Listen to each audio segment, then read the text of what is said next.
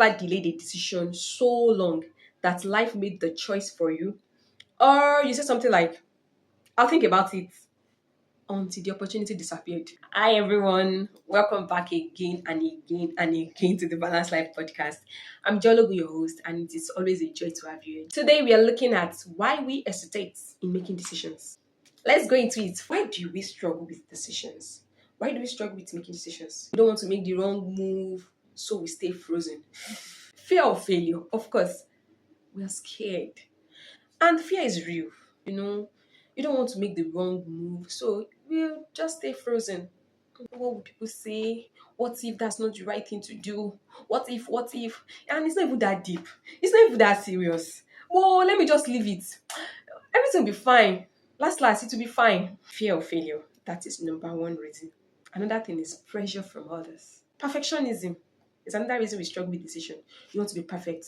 You want everything to be on point. No, you're waiting for the perfect clarity. Another reason we struggle is overthinking. You analyze and analyze and analyze and analyze. Imagine the way I'm even calling it. It's already twisting my tongue. Analysis paralysis. Thinking so much that you end up doing nothing. Just get this. Indecision is also a decision. So, if you don't choose, life will choose for you. And sometimes it is not in your favor. What do we do with fear? What do we do with failure? What do we do with analyzing and analyzing? What do we do with peer pressure? You want to tell yourself, if you don't make the decision, you're already making a decision. And then you will ask yourself, can you live with this decision you are making by being indecisive? Do you remember this quote? Our deepest fear is not that we are inadequate. Our deepest fear is that we are capable beyond measure. Always tell yourself, if I'm not making this decision, I've already made a decision. Then set a limit, a time limit. Don't drag decisions forever. I have to do this now, and it is now. Ask for help. That's why you need to surround yourself with people that are of the same like mind that can help you, that you can tell, that can motivate you, that can strengthen you, that can pray with you, that builds up your faith, and you just take that step. Then filter decisions through values. Ask, does this align with my goals? Does it align with my faith? Filter it with your value.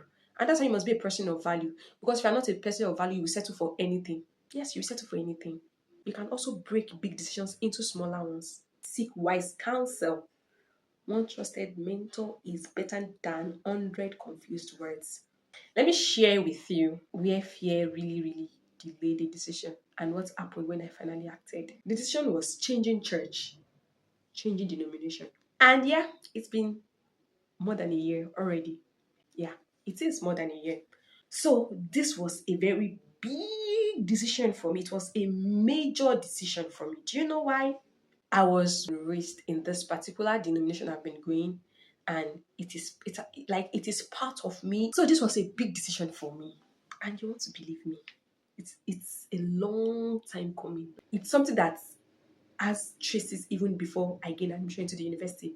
And believe you me, I spent 6 years in the university and I did not make the decision even all through my university days. Like, I did not take the step. As I said, until you act, you've not made that decision. So I did not take the step like, okay, I'm no longer coming. Of course, I did research. I tried to check to know, okay, what's the next step? It's more like, okay, am I ready? Is it yet time? Okay, where am I going to? I think another reason why I had to pause was, where am I going to? I made that decision and it was tough. I cried, I prayed, I asked for direction, I asked for counsel, but it was peaceful. The process was peaceful. Everything about it was peaceful. Yes, sometimes some decisions might not come that way. Just know that it might come with some kind of, but you still have to make it anyways. I know I was supposed to leave. It was clear already. It was obvious. Like, I need to leave. I made that decision 3 days to my 29th birthday. So I've spent 28 solid years in my former denomination. 28 years of love, of laughter, of, intimacy, of thinking, of building, of molding, so many things. Of course, here and there are other things. Well, that's by the way. I need to make that decision.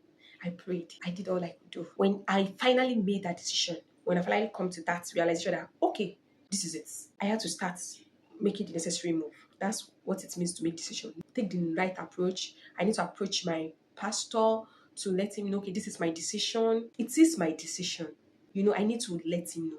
It is more like you need to inform the right people, not because you are telling them to make the decision for you. When you are seeking for counsel, you are trying to, not just that you are clouded. That's why you are seeking for counsel. But now when you are informing people about the decision already, that okay, because they need to know, that's a different thing. So before I approached my pastor, I told my mentor, oh, I've made this decision. He called, we spoke at length. He got it. It was like, you are mature enough to make your decision. So it's not like you are a young child that they will need to forgive, make that decision. You know what you're doing. And of course, you need to, just like you said, you need to tell pastor and all of that. And I was like, okay, am I going to call him? Am I going to message him? I was like, no. I said, it's a strong decision. I need to see him face to face. You can see back to back fear. And also because I know that I was not just a bench woman in my previous denomination. No, I was not a bench woman. How do I tell pastor? Okay, I need to go to church. Oh God, I'll go to church. I'll meet so many people. And one way or the other, I have not been coming consistently because I need to, start retreating little by little, so that it will not just be boom. So I went to meet my pastor on that Sunday. I went to church, worshipped. I met some of my big mummies, daddies, siblings, and all. Then I told my pastor I want to see him. Then he said, okay. So we sat, and I just know I said it. That's the point. I said it. I've prayed that God, I want peace. I want to live as peaceably as possible. And when I told him, I was like, why? He asked questions. He gave me reasons to stay. But then I already made that decision. I will not just, not go to the right approach. So I was not going to be convinced not to make that decision because it's been a long time coming. You get?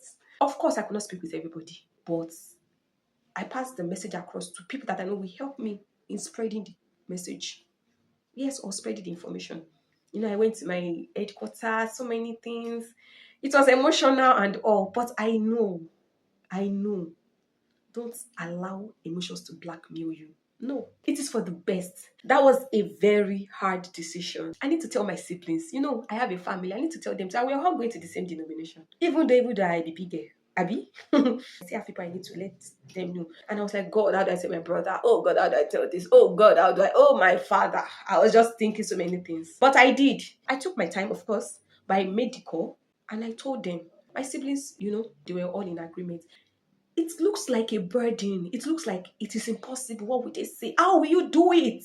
So that is my story. And fear almost made it impossible, but mercy said no.